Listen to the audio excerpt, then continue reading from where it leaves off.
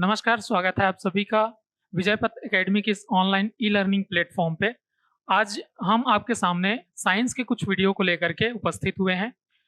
ऐसी 2-3 वीडियो और आएँगी, उसके अलावा ये डेमो वीडियो होंगी और यदि आप कोर्स के लिए परचेज़ करना चाहते हैं, तो विजय पथ एकेडमी में जो है मंडे से शिक्षक भर्ती की एक नई क्लास हमारी चालू हो रही है और अभी करंट में भी रनिंग है।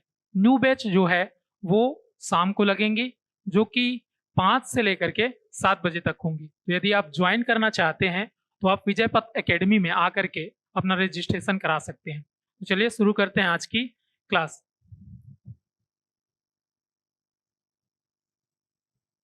ठीक, आज की क्लास में हम प्रकाश जो है उसको लेकर के चर्चा करेंगे और प्रकाश जहाँ पर हम बात कर रहे हैं, तो शिक्षक भर्ती में साइंस का जो वेटेज है, उसमें प्रकाश वाला जो चैप्टर है, वो बहुत ही इम्पोर्टेंट चैप्टर है। वहाँ से हम आज स्टार्ट करेंगे।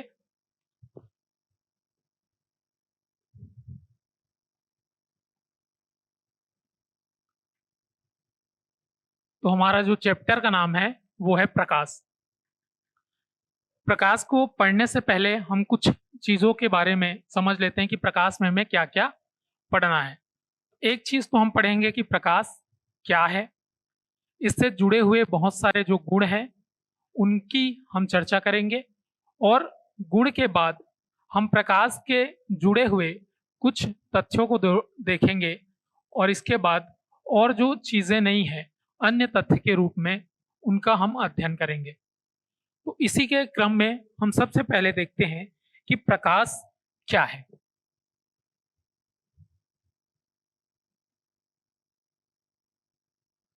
प्रकाश जिसको हम लाइट कहते हैं, ठीक, इसके बारे में हम लोग को डील करना है। तो प्रकाश जो है उसके संबंध में हम लोग जान लेते हैं कि ये क्या है। ठीक, प्रकाश जो है वो एक ऊर्जा है। प्रकाश एक ऊर्जा है, आप लोग ध्यान रखेंगे इस चीज को।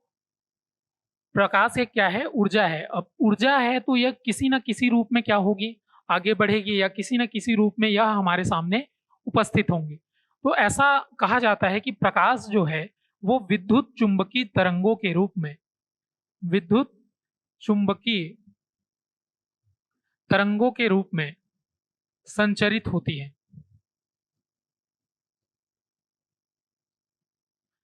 अब विद्युत चुंबकीय तरंगों के रूप में यह संचरित हो रही है, इसका कहने का मतलब ये है कि जो विद्युत चुंबकीय तरंग है उसके लिए किसी प्रकार के माध्यम की आवश्यकता नहीं होती है। अर्थात प्रकाश को एक स्थान से दूसरे स्थान तक जाने के लिए किसी प्रकार के माध्यम की आवश्यकता नहीं पड़ती है। तो इसी को हम कह रहे हैं कि प्रकाश एक क्या है? विद्युत चुंबकीय तरंग है। ठीक, मतलब यहाँ पर विद्युत चुंबकीय तरंगों के परिवार में से प्रकाश एक है। तो विद्युत चुंबकीय तरंगों में कौन कौन सी तरंगे आती हैं उसको डील करेंगे। तो विद्युत चुंबकीय तरंगों में मेनली रूप से 7 तरंगे जो हैं शामिल होती हैं। ठीक है, एक तरंग का नाम है गामा तरंगे। इसके बाद याद रखेंगे एक्स किरणें, अल्ट्रावायलेट किरणें और इसके साथ हम लोग याद रखेंगे विजुअल या दृश्य प्रकाश किरणें, दृश्य प्रकाश किरणें। ठीक, ये जो होता है इसे ही हम लोग क्या करते हैं? प्रकाश का नाम देते हैं। तो विद्युत चुंबकीय तरंगों का जो है यहाँ पर परिवार, उसमें से ही एक है जो है प्रकाश। अब इसके बाद हम लोग याद रखेंगे, एक का नाम है माइक्रो, उसके बाद इंफ्रा और एक लास्ट जो आता है उसका नाम है रेडियो तरंगे। इस तरीके से विद्युत चुंबकीय तरंगों में जो है 7 तरंगे हैं, मतलब इसमें 7 परिवार हैं 7 तरंगों का, और इस 7 तरंगों के परिवार में एक जो है उसी को हम लोग कहते हैं प्रकाश। तो प्रकाश एक ऊर्जा है जो विद्युत चुंबकीय तरंगों के रूप में संचारित होती है या संचरित होती है या आगे बढ़ती है अपने मार्ग में। ठीक है, तो यहाँ पर जो है उसी में जो विद्युत यहाँ पर कह रहे हैं प्रकाश किरणें। अब देखिए यहाँ पर ये तरंग है और तरंग है तो इसका कुछ ना कुछ तो तरंग दैर्ध्य होगा। तरंग दैर्ध्य। तो जब हम तरंग दैर्ध्य की बात करते हैं तो प्रकाश की जो तरंग दैर्ध्य है वो 380 से लेकर के 760 नैनोमीटर नैनोमीटर तक है, या किसी किसी बुक में आपको यह 300 से लेकर के 700 भी मिल सकता है नैनोमीटर तक। अब यहाँ पर हम बात कर रहे हैं तरंग दैर्ध्य की। तो तरंग दैर्ध्य का मतलब है कि प्रकाश की जो एक श्रृंग और गर्त जो होंगे उनकी जो लंबाई है, मतलब एक श्रृंग और एक गर्त के बीच की जो लंबाई है उसी को हम लोग कहते हैं उसका तरंग दैर्ध्य। तो तरंग दैर्ध्य जो है 380 से लेकर के 760 नैनोमीटर तक प्रकाश का तरंग दैर्ध्य होता है। अब प्रकाश का जो तरंग दैर्ध्य है इसके आगे हम लोग जाकर के अब बात करते हैं। तो प्रकाश जो है हम कहते हैं कि प्रकाश ऊर्जा है और ये ऊर्जा जो है विद्युत चुंबकीय तरंगों के रूप में संचरित हो रही है। तो ये जो संचरित हो रही है तरंगे, यही हम लोग के वस्तु को देखना संभव बनाती है। देखना क्या बनाती है? संभव बनाती है। तो आपका क्वेश्चन होगा कि सर क्या प्रकाश की वजह से ही हम किसी चीजों को देख पाते हैं? हाँ, बिल्कुल सही, कि आप जो है इस प्रकाश की वजह से ही किसी वस्तु को देख पा रहे हैं। यदि आपको कोई वस्तु दिखाई दे रही है, किसी रंग की दिखाई दे रही है, तो वह जो है प्रकाश के कारण ही दिखाई दे रही है। और इसीलिए इस तरंगों को या प्रकाश को ही हम दृश्यमान किरणें या दृश्य प्रकाश कहते हैं। दृश्य प्रकाश कहते हैं। ठीक, क्यों कहते हैं? क्योंकि हम ये देख रहे हैं कि प्रकाश जो है इसी की वजह से हमें वस्तुएं जो है दिखाई देती है। अब जब वस्तु दिखाई दे रही है तो मैंने कहा कि प्रकाश जो है वो जिस वस्तु को दिखाई दे रही है तो वो जिस कलर की है तो वो इस वजह से है कि वो प्रकाश के कारण। तो कहने का मतलब ये है कि प्रकाश जो है वह 7 रंगों से मिलकर माना जाता है, मिलकर बना माना जाता है। और इसमें मैंने बताया कि प्रकाश का जो तरंग दैर्ध्य है वो लगभग 300 से लेकर के 760 नैनोमीटर तक है। ठीक, तो यहां पर मैंने कहा कि यह 7 रंगों से मिलकर के बना है। तो 7 रंगों के नाम हम लोग को याद रखे हैं, जिसको कहते हैं बैजानी, हपीनाला। बैजानी, हपीनाला। तो यहां पर बै से मतलब है बैगनी से, जा से मतलब है जामुनी से, नी का मतलब है नीला, हा का मतलब है हरा, पी का मतलब है पीला और ना का मतलब है नारंगी और ला का मतलब है लाल। तो इस तरीके से जो सबसे ज्यादा तरंग दैर्ध्य हम लोगों ने यहां पर लिखा है 760 नैनोमीटर, ये अधिकतम है। और सबसे ज्यादा तरंग दैर्ध्य की लंबाई किसकी होगी? लाल कलर की। दूसरी जो है यहाँ पर बैगनी कलर लिखा हुआ है, तो बैगनी कलर की भी जो तरंग दैर्ध्य है वो 7 रंगों में सबसे कम होगी। तो इस चीज को आप ध्यान में रखेंगे। नेक्स्ट मैंने कहा कि प्रकाश जो है वो किसी वस्तु को देखना संभव बनाती है। तो देखना कैसे संभव बनाती है? देखिए कि मान लेते हैं कि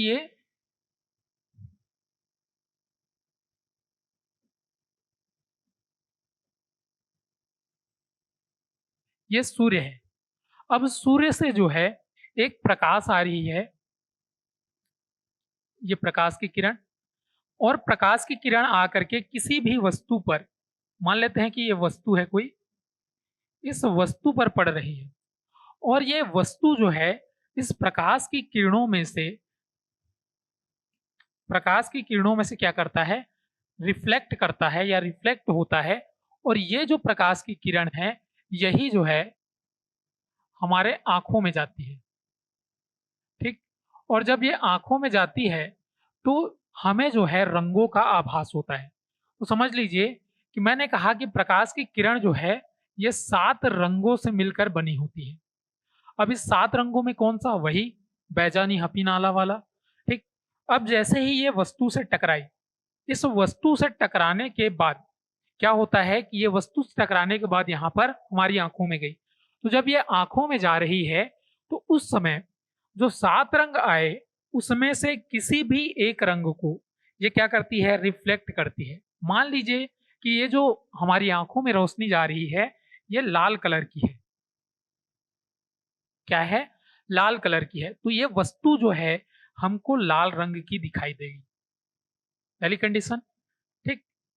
अगर ये वस्तु जो है, जो कलर है उसमें ये ग्रीन कलर को क्या कर रहा है या हरे कलर को रिफ्लेक्ट कर रहा है और ये हमारी आंखों में जा रही है, तो वस्तु जो है ये हमें हरे रंग की दिखाई देगी। और बाकी रंग कहाँ गए? तो बाकी रंगों को क्या करता है? ये वस्तु जो है वो अवशोषित कर लेती है। मतलब ये है कि यदि प्रकाश जो है किसी वस्तु पर पड़ती है तो वो वस्तु जो है प्रकाश के 7 रंग में से बाकी रंगों को क्या करती है? अवशोषित कर लेती है और जिस रंग को वह परावर्तित करती है वो वस्तु उसी कलर की दिखाई देती है। तो आपका क्वेश्चन होगा, सर जो ये पेन है ये काली कलर का दिखाई दे रहा है, तो क्या ये काले रंग को परावर्तित कर रहा होगा? लेकिन हमने पढ़ा कि 7 रंग में तो कहीं काला दिखा नहीं हमको। तो यहां पर आप समझिएगा, नेक्स्ट पेज पे चलते हैं कि वस्तु जो है वो यदि मान लेते हैं कि ये वस्तु है और ये वस्तु यदि प्रकाश के जो भी 7 रंग आए, ठीक, इन 7 रंगों को ही क्या कर दे रही है? रिफ्लेक्ट कर दे रही है। ठीक। 7 रंग को ही ये रिफ्लेक्ट कर दी तो क्या दिखेगा? ये वस्तु जो है वो श्वेत कलर का या यह जो है सफेद कलर का यह दिखेगा। इसको आप ध्यान में रखेंगे। तो कहने का मतलब यह है कि वस्तु यदि 7 रंगों को रिफ्लेक्ट कर रही है, 7 रंगों को रिफ्लेक्ट कर रही है, तो ये जो है ये सफेद रंग की दिखाई देगी। लेकिन यहीं पर दूसरी कंडीशन लेते हैं। मान लेते हैं कि ये वस्तु है और इस वस्तु पर प्रकाश की जो किरण है वो आ रही है और प्रकाश की किरणों में क्या होता है? 7 रंग होते हैं। अब इन 7 रंगों में से वस्तु जो है उन 7 रंगों को क्या कर लेती है? अवशोषित कर ले रही है। मतलब एक भी प्रकाश अब इधर से परावर्तित नहीं हो रहा है। तो जब ये परावर्तित नहीं होगा तो ये जो वस्तु है ये काली रंग की दिखाई देगी। इस चीज को आप लोग ध्यान रखेंगे। तो 2 कंडीशन हमने यहाँ पर पढ़ा कि यदि प्रकाश की जो किरणें हैं वो 7 रंग आ रही है और 7 रंग को कोई वस्तु क्या कर रहा है? रिफ्लेक्ट कर रहा है, तो वो वस्तु कैसी दिखाई देगी? श्वेत कलर की दिखाई देगी या सफेद रंग की हमको दिखेगी। लेकिन यदि ये वस्तु जो है 7 रंग जो सूर्य से आया या प्रकाश आया और उससे किसी भी रंग को परावर्तित नहीं कर रही है, तो वो वस्तु कैसी दिखाई देगी हमको? काली कलर की दिखाई देगी। इसके बाद हमने पिछले स्लाइड में जो पढ़ा कि मैंने कहा कि प्रकाश जो है एक विद्युत तरंग है, विद्युत चुंबकीय तरंग है। तो विद्युत चुंबकीय तरंग कहने का मतलब क्या है? यहां पर विद्युत चुंबकीय तरंग। तो विद्युत चुंबकीय तरंग कहने का मतलब यहां पर है कि इसको चलने के लिए किसी भी माध्यम की आवश्यकता नहीं होगी। क्या नहीं होगी? किसी भी माध्यम की आवश्यकता नहीं होगी। और यदि माध्यम मिल जाए तो माध्यम में भी चल सकता है। लेकिन यदि वह माध्यम की आवश्यकता नहीं है, कहने का मतलब ये निर्वात में भी चल सकती है। तो जब ये निर्वात में चलेगी तब इसकी चाल क्या होगी? मैक्सिमम होगी। और उसके बाद यदि ये बात करें कि माध्यम में, तो माध्यम 3 तरीके के होते हैं। एक होता है, और यहां पर समझ लीजिए प्रकाश जो है, एक तो माध्यम की आवश्यकता इसको नहीं होगी, मतलब इसको माध्यम नहीं मिलेगा तब भी यह गमन कर सकती है। दूसरा, यदि ये क्या हो रहा है, माध्यम मिल गया इसको, तो माध्यम 3 तरीके के होते हैं। एक होता है ठोस, दूसरा होता है द्रव और तीसरा होता है गैस। ठीक, तो इस तरीके से आप लोग यहाँ पर याद रखेंगे। तो माध्यम जो है ठोस, द्रव और गैस ये होंगी। तो सबसे ज्यादा प्रकाश की चाल कहाँ पर होंगी? तो सबसे ज्यादा इसमें जो है वो मैक्सिमम होगी गैस में, उसके बाद होगी द्रव में, और उसके बाद होगी ठोस में, मतलब कम होगी। तो निर्वात में सबसे ज्यादा, क्योंकि ये विद्युत चुंबकीय तरंगे है तो इसको चलने के लिए किसी भी माध्यम की आवश्यकता नहीं है, तो निर्वात में क्या होगी? या मैक्सिमम होगी। ठीक, नेक्स्ट जब हम बात करेंगे तो इससे कम, मतलब निर्वात से भी कम किसमें होगा? तो गैस में होगा। गैस से भी कम किसमें होगा? तो द्रव में होगा। और द्रव से भी कम किसमें होगा? ठोस में होगा। ठीक, कहने का मतलब यह है कि यदि पूछा जाए कि प्रकाश की चाल सबसे ज्यादा कहां पर होगी, तो निर्वात में होगी। उसके बाद सबसे कम कहां पर होगी? तो ठोस में होगी। तो यदि आपको क्रम पूछा जाए कि इसको बढ़ते क्रम में जमाइए या घटते क्रम में जमाइए, तो ये जो क्रम है ये घटते क्रम में है। पहले निर्वात पहले नंबर पर, दूसरे नंबर पर गैस, तीसरे नंबर पर द्रव और चौथे नंबर पर ठोस। अब जैसे हम बोलते हैं बढ़ते क्रम में, तो बढ़ते क्रम में कौन सा हो जाएगा? ठोस में। उसके बाद फिर कौन सा हो जाएगा? हमारा द्रव हो जाएगा। द्रव के बाद फिर कौन सा होगा? गैस होगा। और गैस के बाद फिर हम बात करेंगे किसका? निर्वात का। तो ये जो क्रम है, ठीक, प्रकाश की चाल का ये वाला जो क्रम है, इसको हम लोग कह रहे हैं बढ़ते क्रम में प्रकाश की चाल।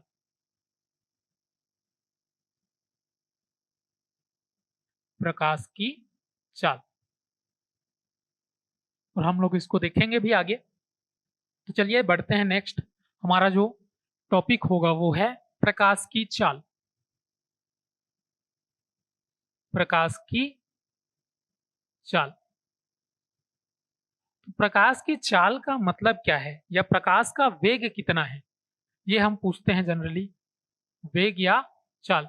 तो प्रकाश का जो वेग है वो यहां पर हम लोग को मिलता है निर्वात में 3,00,000 मीटर पर सेकेंड, या 3 × 10⁸ मीटर पर सेकेंड।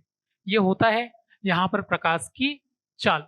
और प्रकाश की चाल जैसे हमने कहा कि 3 × 10⁸ मीटर पर सेकेंड, तो ये क्वेश्चन उठता है कि ये प्रकाश की चाल पर अध्ययन किसने किया? तो इस प्रकाश की चाल को हम लोगों को बताया था एक वैज्ञानिक ने, जिसका नाम था रोमर।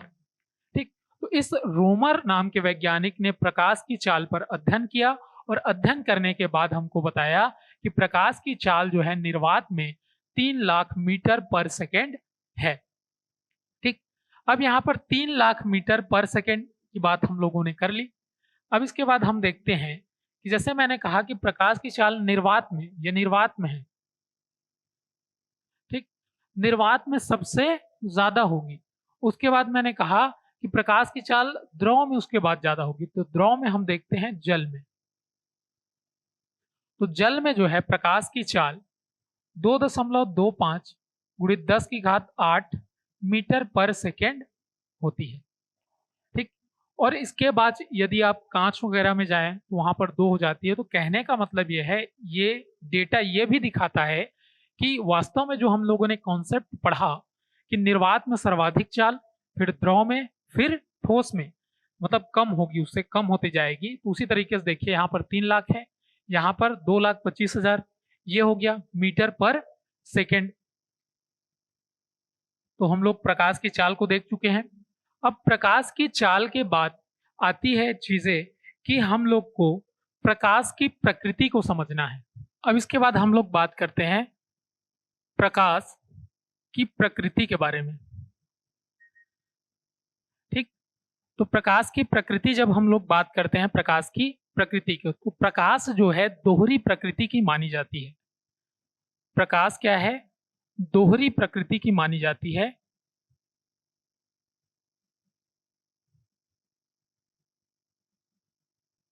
मानी जाती है।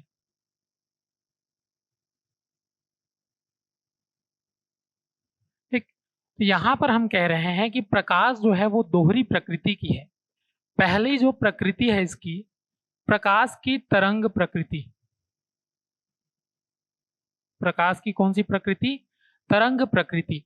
और दूसरी जो प्रकृति है इसको बोलते हैं प्रकाश की कण प्रकृति या कण प्रकृति इसको कहते हैं। अब तरंग प्रकृति जो है इससे रिलेटेड जो चीजें हम लोग को बताई वो हमारे हाइगेंसबर्ग ने बताई, हाइगेंसबर्ग। ठीक है, इनका नाम आता है प्रकाश की तरंग प्रकृति के बारे में अध्ययन करने पर, और प्रकाश की कणिका या कण प्रकृति के बारे में अध्ययन करने का जो श्रेय है वो न्यूटन को दिया जाता है। हालांकि न्यूटन के पहले दकार्त नाम के एक वैज्ञानिक ने इसकी क्या की थी, कण के प्रकृति के बारे में बताया था। तो हाइगेंस की जो तरंग प्रकृति है इसमें यह कहते हैं कि प्रकाश जो है वो तरंग के रूप में संचारित होती है या आगे बढ़ती है, जबकि न्यूटन ने कहा कि प्रकाश जो है वो कण से मिलकर के बनी हुई है और वह कणी प्रकृति को क्या है, दर्शाती है। ये बात किसने कही? न्यूटन ने। अब हम यहाँ पर कैसे याद रखेंगे? तो यहाँ याद रखिए रंग, तरंग। तरंग में हम लोग क्या कह रहे हैं? रंग में। कोई व्यक्ति यदि रंग में है तो क्या होगा? हाई। जनरली हम बोलते हैं कि रंग में है, मतलब थोड़ा सा लिया हुआ है, वो क्या रहेगा? रंग में रहेगा, तो हाई रहेगा, ऐसा बोलते हैं। तो हाइगेंस से याद रखेंगे हाई, हाई से याद रखेंगे तरंग प्रकृति। अगर कंफ्यूजन हो तब की कंडीशन में, अदरवाइज ऐसे भी याद रख सकते हैं। दूसरा जो है न्यूटन, न्यूटन के पीछे आ रहा है टन, और टन जनरली हम लोग यूज करते हैं किसी भी पदार्थ या कण की मात्रा को मेजर करने के लिए। तो इस तरीके से न्यूटन जो है वो क्या होगा? कण प्रकृति से इसका जुड़ाव होगा। अब हाइगेंस जी ने कहा कि तरंग प्रकृति, तो तरंग प्रकृति में हमको इसके कुछ गुणधर्म होंगे जिसको तरंग प्रकृति से ही क्या किया जा सकता है? परिभाषित किया जा सकता है। तो इसमें सबसे पहले जो आता है हाइगेंस वाले में, इसका नाम है सबसे पहले प्रकाश जो है, प्रकाश जो है वो सरल रेखा या रेखी गति करता है, या इसी को कहते हैं हम लोग ऋजु रेखी गति करता है। ऋजु रेखीय गति करता है, या प्रकाश जो है एक सीधी रेखा में गमन करता है। ठीक है, और इसी से जुड़ा हुआ आपका जो सिलेबस में लिखा हुआ है टॉपिक, उसमें है छाया का बनना, या प्रकाश सीधी रेखा में चलती है या नहीं, उसके बारे में बात की गई है। दूसरा जो है परावर्तन, इस नियम के बारे में देखेंगे। उसके बाद देखेंगे हम अपवर्तन, इसके बाद विवर्तन, विवर्तन के बाद और है इसमें व्यतिकरण और ध्रुवण। ठीक, इन चीजों के बारे में हम तरंग प्रकृति के रूप में इसका अध्ययन करते हैं। जबकि न्यूटन के जो नियम है इसमें हम इसके कणिका सिद्धांत या प्रकाश का जो है कणिका सिद्धांत के बारे में पढ़ते हैं, और दूसरा इसी में हम पढ़ते हैं प्रकाश विद्युत प्रभाव। प्रकाश विद्युत प्रभाव, इसके बारे में हम लोग डील करेंगे। तो एक एक करके इन चीजों को हम लोग समझते जाते हैं। सबसे पहले जो है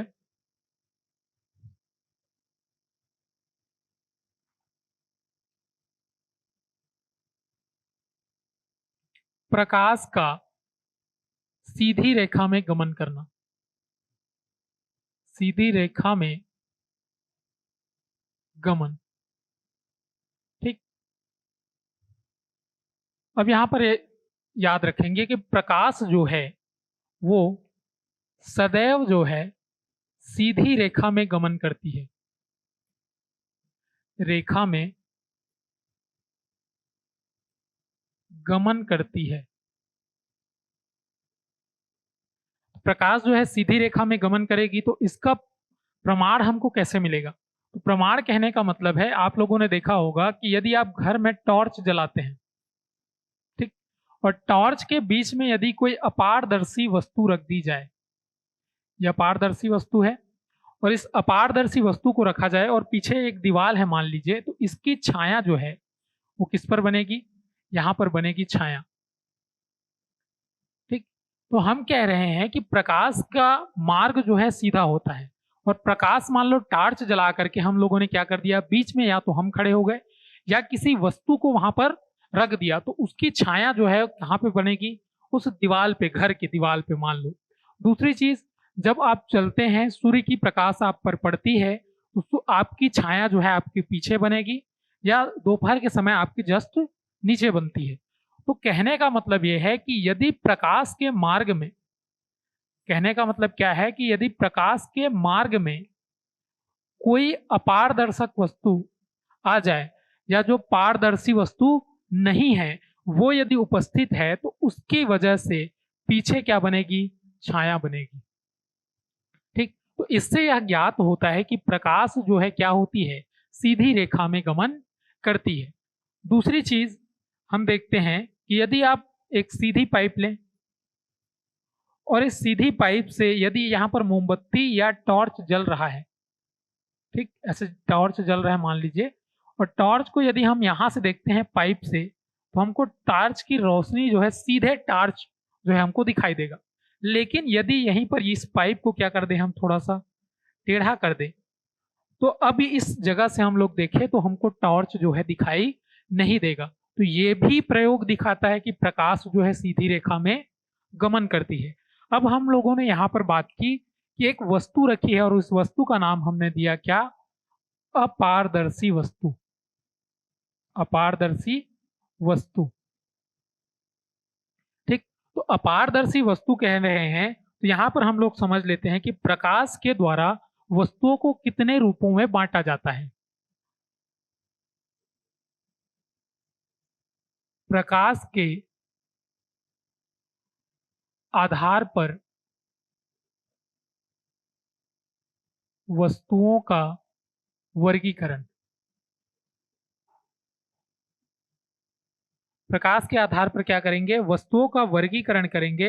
और प्रकाश के आधार पर वस्तुओं के वर्गीकरण में सबसे पहला जो है वो हम देखते हैं, एक होता है दीप्त पिंड, और एक होता है अदीप्त पिंड। अदीप्त पिंड, ठीक। अब हम बात कर रहे हैं दीप्त पिंड के बारे में, और दूसरी बात कर रहे हैं हम अदीप्त पिंड के बारे में। दीप्त पिंड कहने का मतलब है वह पिंड या वह वस्तु जिसका खुद का प्रकाश हो, खुद का, या हम कह रहे हैं स्वयं, स्वयं का क्या हो, उसमें प्रकाश हो, तो उसको हम लोग क्या कहते हैं, दीप्त पिंड कहते हैं। अदीप्त पिंड कहने का मतलब क्या है, तो अदीप्त पिंड कहने का मतलब है ऐसा वस्तु जिसका खुद का प्रकाश नहीं है, मतलब खुद प्रकाश जो है वो उत्सर्जित नहीं करता है, लेकिन यदि किसी प्रकाशी वस्तु के संपर्क में आ जाए तो वह क्या करने लगता है, प्रकाश उसमें उत्सर्जित होने लगती है। ठीक, कहने का मतलब यहाँ पर समझिए कि अदीप्त पिंड जो है स्वयं प्रकाश का उत्सर्जन नहीं कर रही है, लेकिन यदि इस पर कोई प्रकाशी वस्तु का क्या पड़े, प्रकाश पड़े, तो वह वस्तु क्या देने लगेगी, चमकदार दिखाई देने लगती है। तो इस वर्ग में किसको रखा जाता है, तो यहाँ पर हम कह सकते हैं चंद्रमा को। चंद्रमा का खुद का प्रकाश तो नहीं होता, लेकिन वह सूर्य के प्रकाश की वजह से क्या होती है, चमकती है। तो इस तरीके से अदीप्त पिंड में कौन आ जाएगा, चंद्रमा आ जाएगा। दूसरा, स्वयं का प्रकाश किसके पास है, तो स्वयं का प्रकाश हम देखते हैं कि स्वयं का प्रकाश है सूर्य के पास, विभिन्न तारों के पास, ठीक, तारों के अलावा जुगनू। जैसा कि मैंने बताया कि प्रकाश की जो किरणें हैं वो एक ही दिशा में या सीधी दिशा में गमन करती है। तो मैंने बताया कि वस्तु जो है, यदि कोई अपारदर्शक वस्तु जो है प्रकाश के मार्ग में आ जाए तो उसकी छाया जो है वो पर्दे पर प्राप्त होंगी। इसी तरीके से हमने कहा, तो इसके आधार पर मैंने यहाँ पर वस्तु का नाम लिया अपारदर्शक वस्तु। ठीक, तो कहने का मतलब यह है कि ये अपारदर्शक वस्तुएं या पारदर्शी वस्तुएं, या फिर हम कहते हैं कि और जो प्रदीप्त वस्तुएं होती है या अप्रदीप्त वस्तुएं, उनको किस आधार पर वर्गीकरण किया जाता है। तो उसी को हम लोग देख लेते हैं, उसके बाद आगे बढ़ेंगे उसी टॉपिक पर। तो सबसे पहले प्रकाश के आधार पर, प्रकाश के आधार पर वस्तुओं का क्या होता है, वर्गीकरण। तो वस्तुओं का वर्गीकरण कर लेते हैं। सबसे पहले प्रकाश के आधार पर क्या होगा, वस्तु जो होंगी इसमें एक तो होती है प्रदीप्त वस्तुएं, प्रदीप्त वस्तुएं, लुमिनस ऑब्जेक्ट बोलते हैं इसको। ठीक, तो प्रदीप्त वस्तुएं कौन सी वस्तु होंगी, पहली कंडीशन याद रखिएगा, वह वस्तु जो स्वयं प्रकाश का क्या करती हो, उत्सर्जन कर सकती हो, उत्सर्जन कर सकती हो, तो उन वस्तुओं को क्या कहा जाएगा, प्रदीप्त वस्तुएं कहा जाएगा। ठीक, जैसे कि उदाहरण के तौर पर हम लोग देख ले सकते हैं सूर्य को, या स्वयं का अपने प्रकाश का उत्सर्जन करता है। दूसरा है तारा, हालांकि सूर्य भी एक तरीके का तारा है। इसके बाद जब हम बात करते हैं तो जुगनू, इसका यह स्वयं प्रकाश का उत्सर्जन कर सकता है। और इलेक्ट्रिक फिश, जो कि समुद्रों में पाई जाने वाली जो मछलियां होती हैं, समुद्रों में पाई जाने वाली एक प्रकार की मछली होती है, ये मछली जो है स्वयं प्रकाश अपना उत्सर्जन कर सकती है, जिसको इलेक्ट्रिक फिश के नाम से भी जाना जाता है। ये जो वस्तुएं हैं इनको हम प्रदीप्त वस्तुओं के अंतर्गत रखेंगे। दूसरा है अप्रदीप्त वस्तुएं। अप्रदीप्त वस्तुएं, इन वस्तुओं को कहा जा सकता है नॉन लुमिनेस ऑब्जेक्ट कहते हैं इनको।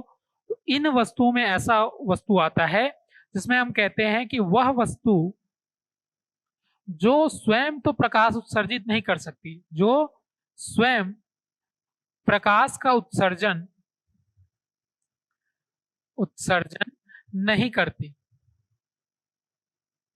ठीक, स्वयं प्रकाश का उत्सर्जन नहीं करती, लेकिन यदि इनको किसी प्रकाशी वस्तु के सामने, किसी प्रकाशी वस्तु के समक्ष यदि रखा जाए तो ये क्या हो जाती है, दृश्यमान हो जाती है। तो इन वस्तुओं को हम कहते हैं अप्रदीप्त वस्तुएं। अप्रदीप्त वस्तुएं क्या होंगी, वे वस्तुएं जो प्रकाशी तो नहीं है, मतलब खुद का प्रकाश का उत्सर्जन नहीं करती हैं, लेकिन यदि उन पर प्रकाश किरणें आपतित होती हैं या पड़ती हैं तो वो दृश्यमान हो जाती हैं। तो ऐसी वस्तुओं को हम कहते हैं अप्रदीप्त वस्तुएं। जैसे कि चंद्रमा, इसका स्वयं का प्रकाश नहीं होता है, लेकिन जैसे ही सूर्य का प्रकाश उस पर पड़ता है तो चंद्रमा हमको दिखाई देने लगता है। सिंपल सी चीज है, जैसे कि मानव या कोई वस्तु जिसमें स्वयं का प्रकाश नहीं है। तो माना जैसे कि हम जैसे अंधेरे में रहेंगे तो हम दिखाई नहीं देंगे, लेकिन जैसे ही हमारे ऊपर प्रकाश पड़ेगी तो हम जो है दिखाई देने लगते हैं। तो इसी को कहते हैं अप्रदीप्त वस्तुएं। नेक्स्ट हम बात करते हैं तीसरी प्रकार की वस्तुएं। इसके बाद हम तीसरी वस्तु का नाम लेते हैं, और तीसरी वस्तु को हम कहते हैं पारदर्शी वस्तु।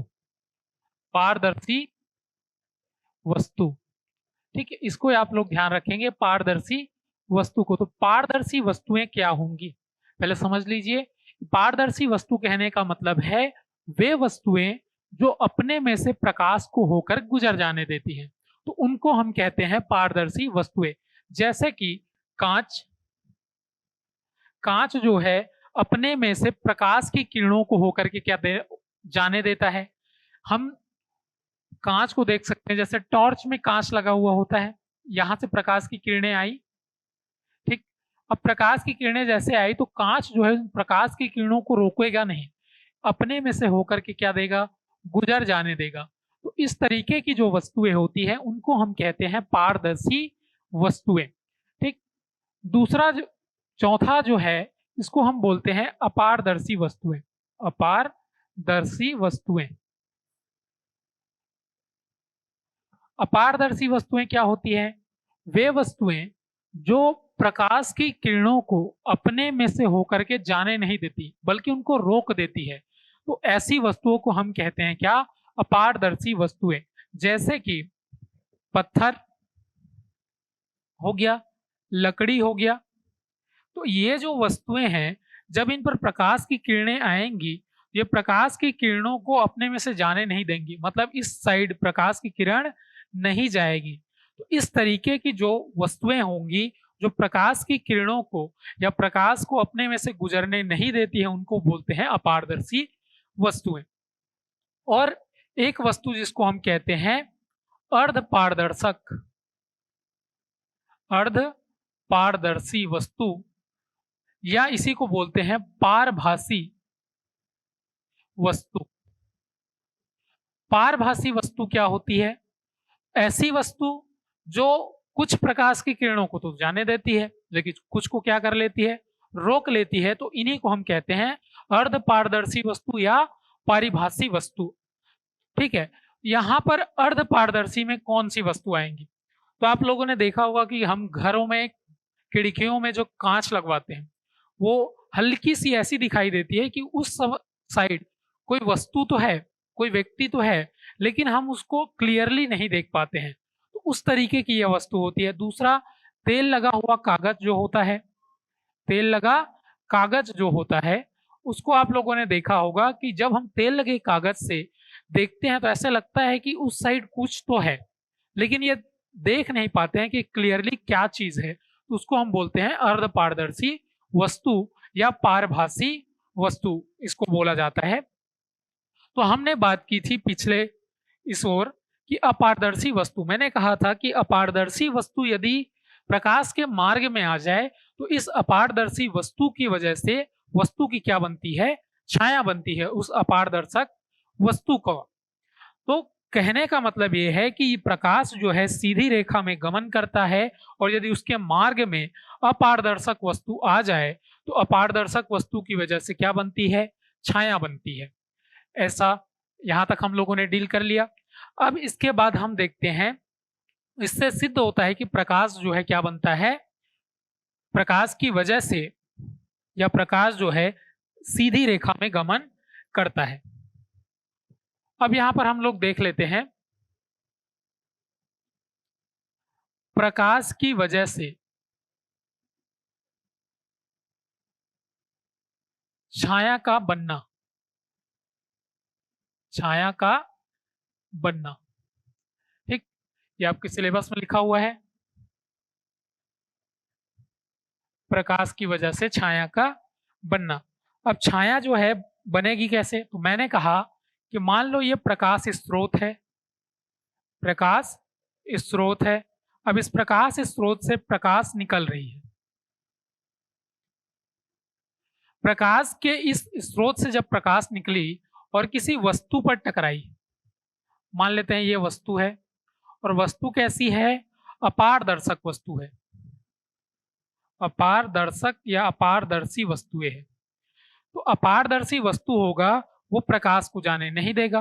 और मान लीजिए इस साइड एक दीवार है, यहां से प्रकाश स्रोत, ये बल्ब है मान लेते हैं, और बल्ब से प्रकाश निकली और प्रकाश निकल करके एक वस्तु पर टकराई, मान ले ये घर में रखा हुआ अलमारी है।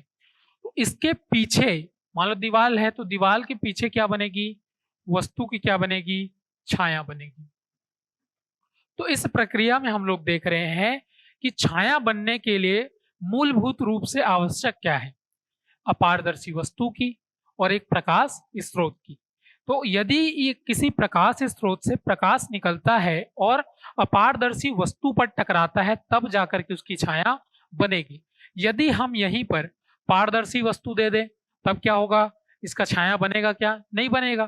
ठीक, तो कहने का मतलब यह है कि प्रकाश स्रोत से यदि हमको छाया का निर्माण करना है तो बीच में एक अपारदर्शी वस्तु का होना आवश्यक है। अब देखिए, जो ये छाया बना, ठीक, तो इस छाया के भी दो पार्ट होते हैं, छाया के भी दो पार्ट होते हैं। एक को बोला जाता है प्रच्छाया, प्रच्छाया, ठीक, और दूसरे को बोला जाता है उपछाया। एक को कहते हैं प्रच्छाया, और मैं इसको फिर से लिख देता हूं, प्रच्छाया, और दूसरे को बोलते हैं उपछाया। प्रच्छाया क्या होता है, तो जैसे मान लीजिए कि ये प्रकाश का स्रोत है, इस प्रकाश के स्रोत से प्रकाश की स्रोत से प्रकाश निकली। अब प्रकाश निकलने के बाद इस वस्तु पर टकराई, तो आप लोगों ने देखा होगा या फिर करके देख लीजिएगा कि जब प्रकाश की इस वस्तु से टकराई तो वस्तु का कुछ भाग तो क्या होगा, एकदम काला होगा। ये पूरी तरीके से क्या होगा, एकदम काला होगा, ठीक। लेकिन इसके आसपास जो है हल्का काला रहेगा, हल्का काला, जो सबसे काला भाग होगा, सबसे काला भाग, ठीक। तो छाया में जो सबसे सेंटर में जो सबसे छाया काला भाग होगा, इसी काला भाग को हम कह रहे हैं प्रच्छाया, ठीक। और इसके बाद यदि आप दूसरी जो कम छाया मतलब कम काला भाग है, कम काला वाला भाग है, इस कम काले वाले भाग को हम लोग कह रहे हैं उपछाया, ठीक। ये आपके सिलेबस में लिखा हुआ है कि छाया और उपछाया। अब यहाँ पर दूसरी चीज यहाँ पे ध्यान रखिए कि प्रकाश का जो स्रोत हम लोग कह रहे हैं प्रकाश स्रोत, तो प्रकाश स्रोत भी क्या होंगे, दो तरीके के होंगे। एक को हम कहते हैं बिंदु प्रकाश स्रोत, बिंदु प्रकाश स्रोत, और दूसरा जो होता है जिसको हम कहते हैं विस्तारित विस्तारित प्रकाश स्रोत,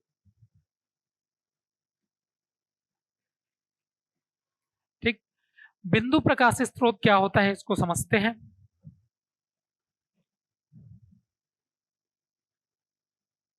बिंदु प्रकाश स्रोत, ठीक।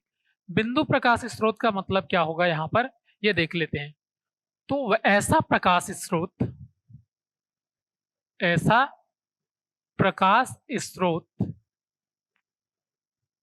जो बिंदु के आकार का हो, बिंदु के आकार का हो,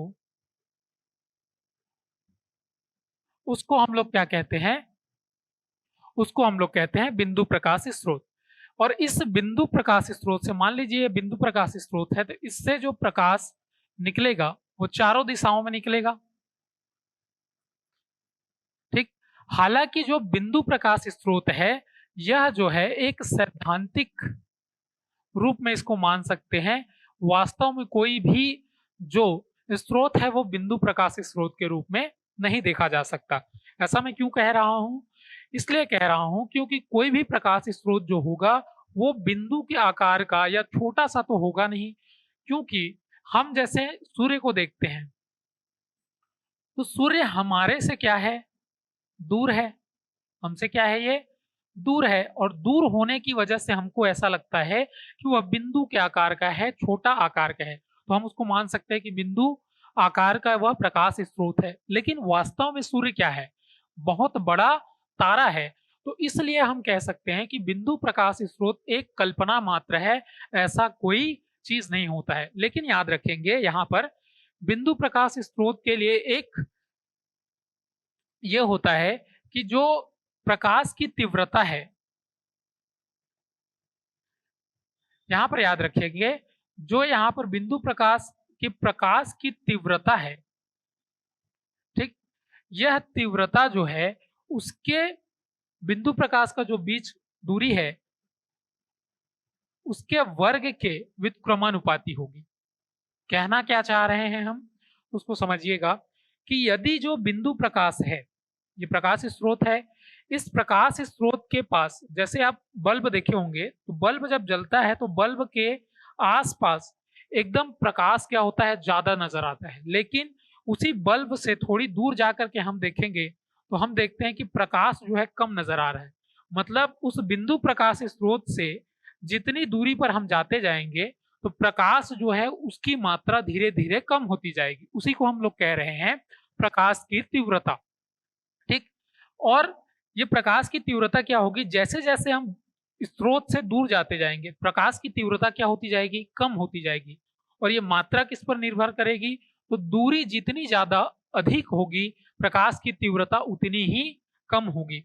यहाँ पर इसको समझ सकते हैं आप लोग। तो बिंदु प्रकाश स्रोत जितना दूरी होगा, बिंदु से प्रकाश स्रोत की जो दूरी है, यहाँ पर बिंदु प्रकाश स्रोत है और इससे जितना दूर हम जाते जाएंगे उतनी ही प्रकाश की तीव्रता क्या होती जाएगी, कम होती जाएगी। तो मतलब दोनों में क्या होता है, इनवर्स संबंध होता है, व्युत्क्रम संबंध होता है। तो यदि प्रकाश की तीव्रता क्या है, कम है, तो हम ये कह सकते हैं कि वह जो प्रकाश स्रोत है वो बहुत दूर स्थित है, ऐसा कह सकते हैं। तो इसके बारे में आप लोग ध्यान में रखेंगे।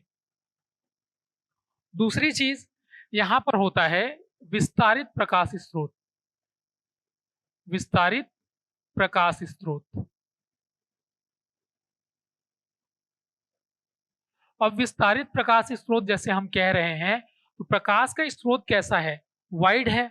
मान लो किसी का क्षेत्र, कोई प्रकाश स्रोत है और इसका जो क्षेत्र है वो बहुत ज्यादा है, तो उसको हम लोग कहेंगे विस्तारित प्रकाश स्रोत।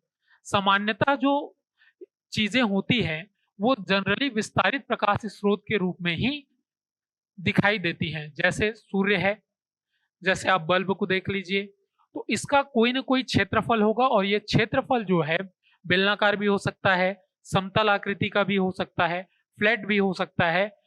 तो इस तरीके से हम लोग कह सकते हैं विस्तारित प्रकाश स्रोत, मतलब जिसका क्षेत्रफल ज्यादा हो, बिंदु आकार का ना हो, तो उसको हम लोग कहेंगे विस्तारित प्रकाश स्रोत। अब मैंने यहाँ पर बात की छाया की, प्रच्छाया की, प्रकाश स्रोत के बारे में, और जो वस्तुएं थी कि किस प्रकार की वस्तुएं हो सकती है। एक वस्तु होती है जिसको हम लोगों ने कहा क्या, प्रदीप्त वस्तुएं, अप्रदीप्त वस्तुएं, पारदर्शी वस्तुएं, अपारदर्शी वस्तुएं, और इस तरीके से हम लोगों ने और भी चीजों को डील किया। तो ये आप लोग याद रखेंगे और ध्यान में रखेंगे। तो प्रकाश जो है वो सीधी रेखा में गमन करता है, इसके संबंध में हमने डिटेल में पढ़ लिया है, और उसी के दौरान हमने पढ़ा कि छाया कैसे बनती है, वस्तुएं किस प्रकार की होती है। अब नेक्स्ट जो टॉपिक है उस टॉपिक का नाम है प्रकाश का परावर्तन।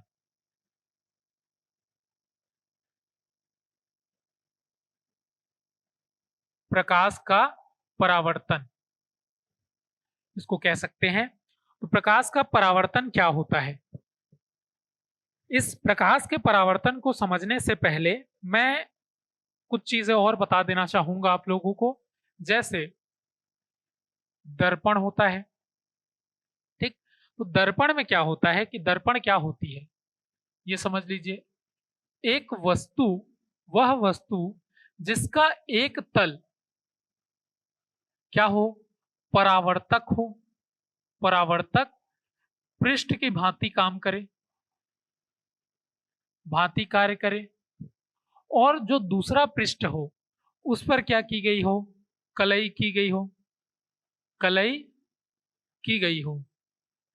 अब यहां पर कलई का मतलब क्या है, तो मान लीजिए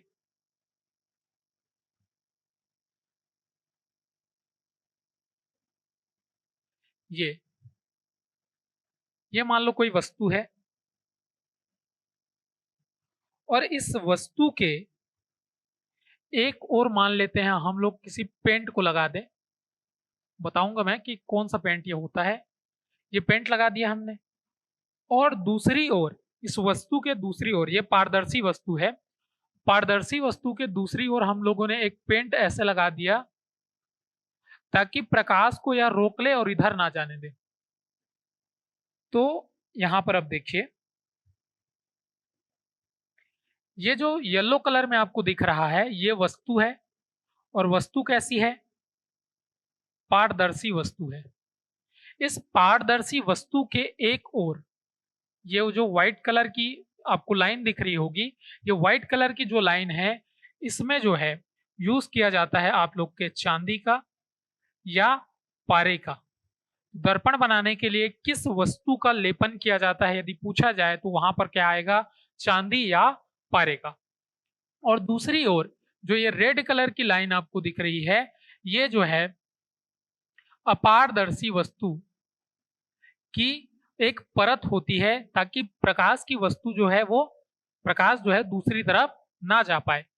तो ये देखिए चांदी या पारे की जो सतह हमने लगाई यहाँ पर, यही जो सतह है वही रिफ्लेक्शन का काम करती है, और इस सतह को, जो चांदी या पारे की सतह है, इसी को हम लोग कह रहे हैं परावर्तक पृष्ठ।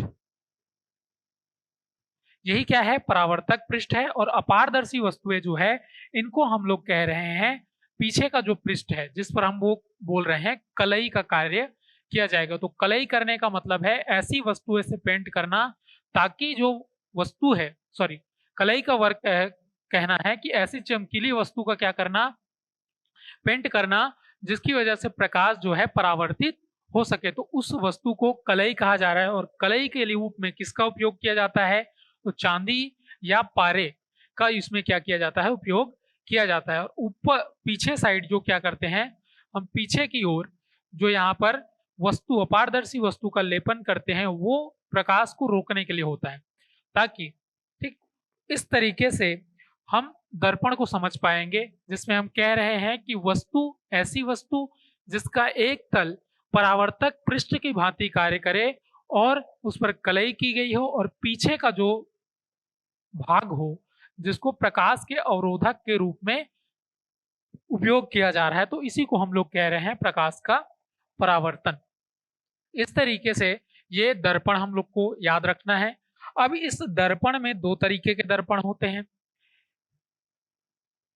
दर्पण में क्या होता है? दो दर्पण होता है। एक को बोलते हैं हम लोग क्या? समतल दर्पण, और दूसरे का नाम होता है गोलीय दर्पण। गोलीय दर्पण। अब इस गोलीय दर्पण में भी हम बात करेंगे, यदि गोलीय दर्पण में भी, तो इस गोलीय दर्पण में दो दर्पण होते हैं। एक को बोला जाता है अवतल दर्पण, अवतल दर्पण, और दूसरे को बोला जाता है उत्तल दर्पण। ठीक, तो इस तरीके से दर्पण का कैटेगराइजेशन हम यदि हम कह रहे हैं, एक होता है पैरेलल मिरर, ये होता है गोलीय दर्पण। ठीक है, तो यहाँ पर दर्पण के बारे में भी हम लोग को डील करना है, लेकिन यहाँ पर मेरा परावर्तन समझाने से पहले इस दर्पण के बारे में या चमकीले सतह के बारे में आपको नॉलेज हो, इसलिए मैंने ये बताया।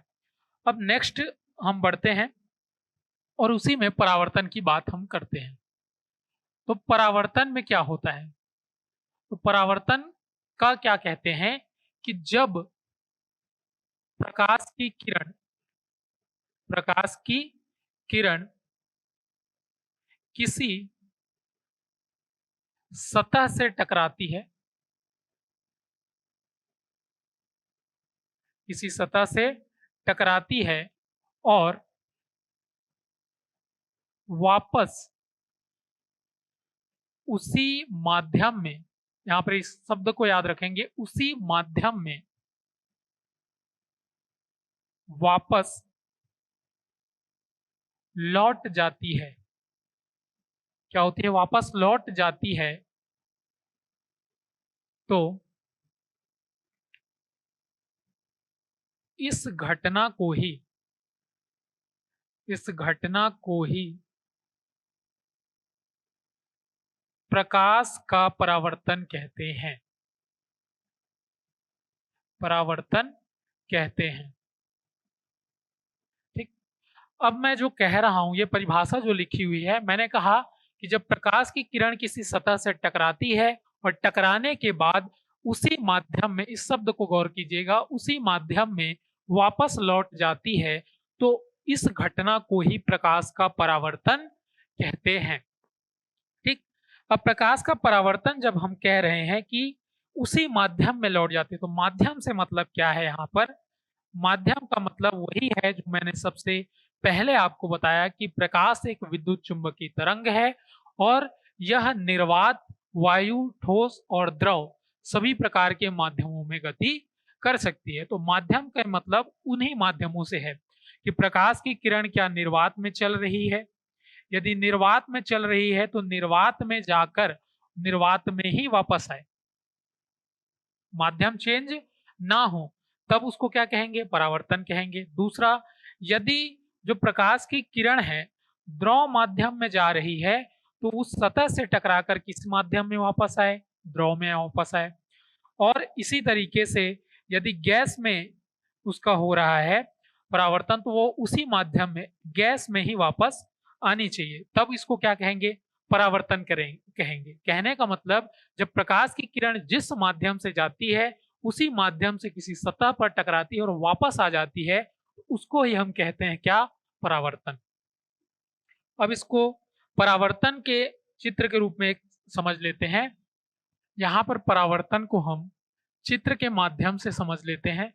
चित्र में सबसे पहले यहाँ पर देखिए एक बल्ब मान लेते हैं और ये बल्ब से एक किरण निकल रही है।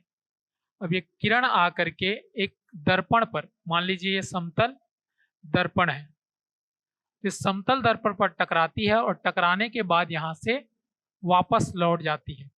ठीक, तो जैसे ही ये वापस लौटी, अब यहाँ पर हम समझते हैं कि ये जो समतल दर्पण है, ये दर्पण है, इस दर्पण को हम लोग कहते हैं क्या, मिरर, और मिरर को हम लोग एम से डिनोट करते हैं। तो ये जो दर्पण है, इस दर्पण से 90 अंश का कोण बनाते हुए एक काल्पनिक रेखा, ये क्या होती है, काल्पनिक होती है, ऐसा नहीं होता है कि ये खींचा गया हो।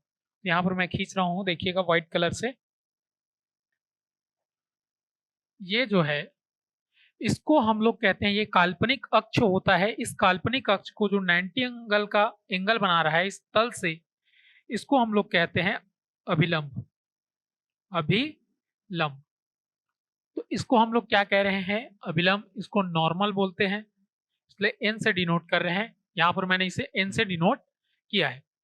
अब जो यहां से बल्ब से जो किरण आई, इस किरण को हम लोग कहते हैं क्या, आपतित किरण। और इस आपतित किरण के बाद जिसको बोलते हैं, ये होता है परावर्तित किरण। परावर्तित किरण, तो यहां पर देखिए कि जो आपतित किरण है ये आई, एक बिंदु पर टकराई, और इस बिंदु के बाद क्या हुआ, ये यहां से टकरा करके वापस चली गई। तो ये जो अभिलंब है और जो आपतित किरण है, इनके बीच का जो एंगल होगा, इसी को बोलेंगे आपतन कोण। आपतन कोण, और इसको आई से डिनोट करते हैं। कहने का मतलब इंसिडेंट एंगल। और इसके बाद जो ये अभिलंब है, इस अभिलंब से इस परावर्तित किरण, दोनों के बीच जो एंगल बनेगा उसको बोलते हैं परावर्तन कोण, और इसको आर से डिनोट करते हैं, रिफ्लेक्ट एंगल बोलते हैं इसको। ठीक, तो इस चीजों को आप लोग ध्यान में रखेंगे। अब यहाँ पर हम लोग देख ले रहे हैं कि परावर्तन किस तरीके से होता है। तो बल्ब से एक किरण आई, किरण आ करके दर्पण पर टकराई और दर्पण से टकरा करके क्या हो गई, परावर्तित हो गई। तो इनको ही हम, इस घटना को ही हम लोग क्या बोलेंगे, परावर्तन बोलेंगे। मैंने कहा कि माध्यम क्या होगा, सेम माध्यम होगा। यदि माध्यम चेंज हो जाता है तो ये जो घटना है वो दूसरी घटना के रूप में परिवर्तित होगी, और उसको हम अपवर्तन नाम देते हैं। कि एक माध्यम से दूसरे माध्यम में जब प्रकाश जाता है तो प्रकाश में एक नई प्रकार की घटना होती है, उसको अपवर्तन कहते हैं। लेकिन माध्यम यदि सेम है, मतलब वायु में ही यहाँ पर प्रकाश की किरणें आई और वायु में ही वापस हो रही है, ठीक, तो इस घटना को हम लोग क्या करेंगे, परावर्तन नाम देंगे। तो परावर्तन के कुछ नियम हैं, और इन नियमों को, दो नियम माने जाते हैं परावर्तन के। और परावर्तन के दो नियमों में पहला जो नियम है, ठीक, पहला नियम यहाँ पर देखिए, ये हमारा जो आपतित किरण है, ये परावर्तित किरण है, और ये जो अभिलंब है, तीनों देखिए एक ही बिंदु पर यहाँ पर आ रही हैं। और ये एक बिंदु जो है क्या है, एक तल में, या जो तल का नाम क्या है यहाँ पर, क्या है, दर्पण है। ठीक है, तो दर्पण के किसी बिंदु पर तीनों क्या है, मिली हुई है। इसी को हम कहते हैं परावर्तन का पहला नियम, और इसी में कहते हैं कि आपतित किरण,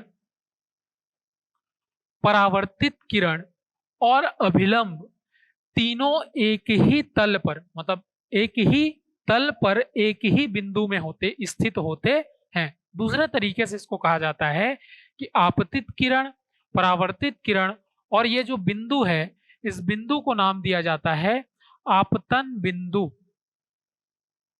ठीक, तो इसमें कहते हैं कि आपतित किरण, परावर्तित किरण और आपतन बिंदु जो है एक ही तल में क्या होता है, स्थित होता है। तो यहाँ पे याद रखेंगे आपतित किरण, परावर्तित किरण, परावर्तित किरण और आपतन बिंदु एक ही तल पर, एक ही बिंदु में पर स्थित होंगे, स्थित होंगे।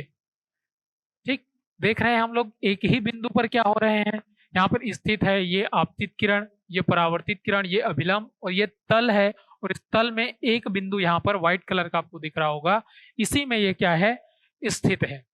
तो ये पहला नियम हो गया। दूसरा नियम जो है परावर्तन का, वो कहता है कि जो आपतन कोण है, ठीक, जो आपतित किरण है और अभिलंब के बीच जो कोण बन रहा है जिसे हम आपतन कोण कह रहे हैं, इसका मान जो है परावर्तन कोण के मान के बराबर होगा। कहने का मतलब यहां पर है कि आपतन कोण, आपतन कोण और परावर्तन कोण, परावर्तन कोण दोनों जो है क्या होंगे, बराबर होंगे। मतलब I is equal to R होगा। ये हमने देख लिया यहां पर। अब इसके बाद इसमें देखिए, एक तो हम लोगों को दिख रहा है आपतित किरण, दूसरा है परावर्तित किरण, तीसरा है आपतन कोण, चौथा है परावर्तन कोण और पांचवा है आपतन बिंदु। इन्हीं को हम लोग एक एक करके डील करते हैं। ये मैंने कहा आपतित किरण, आपतित किरण। आपतित किरण किसको कहेंगे, वह किरण जो प्रकाश स्रोत से क्या होगी, निकलेगी और प्रकाश स्रोत से निकलने के पश्चात जो तल से टकराने के पूर्व की किरण है, ये तल है, इस तल के पहले जो किरण है इसी को हम लोग कह रहे हैं आपतित किरण। मतलब प्रकाश स्रोत से निकलने वाली वह किरण जो तल से टकराती है या आपतन बिंदु पर तक होती है, आपतन बिंदु तक, इसको हम लोग क्या कह रहे हैं, इसको हम कह रहे हैं आपतित किरण। दूसरा है परावर्तित किरण, परावर्तित किरण। परावर्तित किरण क्या है, वह किरण जो क्या होती है, आपतन बिंदु से शुरू होती है और आपतन बिंदु के बाद बाहर निकलती है। मतलब ये आपतित किरण है, आपतित किरण के आपतन बिंदु, ठीक है, आपतन बिंदु से ये जो दिखेगी उस किरण को हम लोग क्या कहेंगे, परावर्तित किरण। और इसके बाद एक याद रखेंगे आपतन कोण, आपतन कोण। तो जो आपतित किरण है, ये आपतित किरण, और इस आपतित किरण का अभिलंब के साथ जो कोण बनेगा, मतलब ये अभिलंब है, इस अभिलंब के साथ जो कोण बनेगा इसी को हम लोग क्या कह रहे हैं, आपतन, आपतन कोण। इसको हम लोग I से डिनोट करते हैं।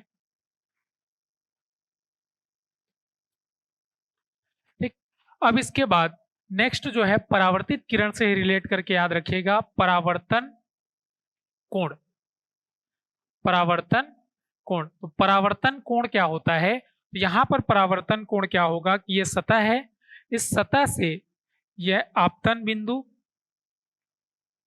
आपतित किरण यहां से जाएगी आपतन कोण से, आपतन कोण।